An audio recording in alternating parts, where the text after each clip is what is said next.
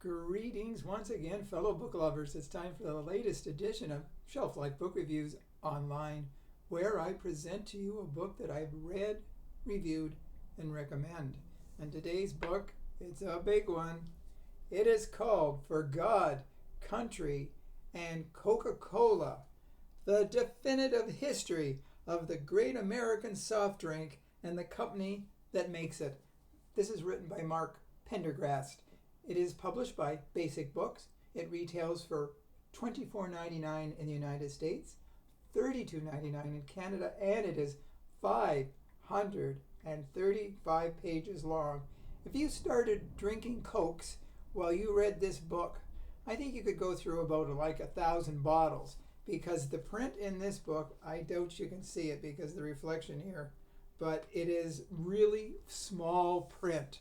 So don't expect to read this book in a couple of days, a couple of weeks, couple of months maybe, depending how fast you read. But it's definitely, as the title notes, the definitive look at Coca-Cola from when it started in the late 1800s. It's Dr. John Pemberton.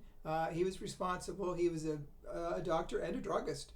And he got together the recipe for Coca-Cola. Now, supposedly, Coca-Cola was green when it began. And it evolved, and as people started drinking it, they liked it. But there was a lot of controversy about Coke in the beginning, that it actually had cocaine in it, and it would drive people crazy who drank it.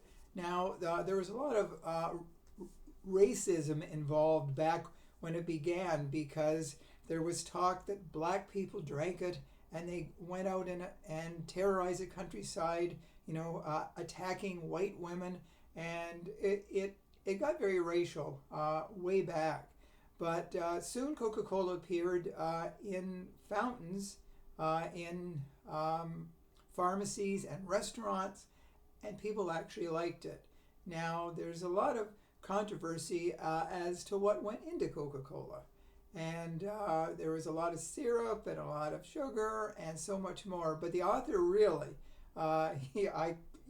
you must say he's done his homework 100 times over, because you couldn't write a book this big and have this much information without really diving deeply into the world of Coca-Cola. Now, as we all know, Coca-Cola was at one time the most heavily advertised product in the world.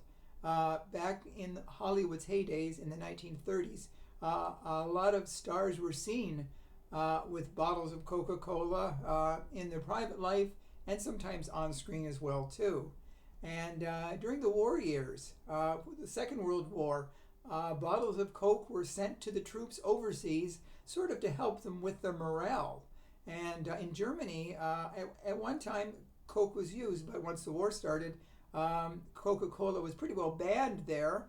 And in Germany, they created their own drink called Fanta, which is actually still around today. So, we all know about the Coca-Cola Pepsi Cola wars. Those were the biggest rival of all times, and they fought with one another. And Coca-Cola has changed so much. We remember the controversy in the 80s with the new Coke, that they went back to the old Coke pretty fast, because that publicity campaign bombed big time. Now, Coke has a lot of things associated with it. They did the image of Santa Claus back in the 1930s, Santa Claus with a bottle of Coke. And that really solidified the image of Santa Claus as we know today. So Coke is really, it's been around for generations, and it will be around for more generations. Of course, it's changed. It tried to add more flavors to the mix, and a lot of them bombed. A lot of them were discontinued. The Coke company started Tab back in the 1960s. It was really the first diet cola of note, and I remember drinking Tab in the 60s. I loved it. And but this book really has it all. It talks about all the people who have been head of the Coca-Cola company over the past century plus. And if you're a lover of Coke, or if you are a seeker of knowledge about Coke, this book really, I don't know what they could have left out because everything's in it. And like I said, in the 535 pages of very small print, it's really a veritable encyclopedia of Coca-Cola. So this is very highly recommended for God, country, and Coca-Cola. It's the real thing. So if you do purchase it, please let me know if you do agree with my review. I thank you for watching. Hopefully you did find it informative. And go have a Coke. Until we meet again, as I always say, stay safe, stay sane, stay in touch, and I will see you at the bookstore. Bye for now.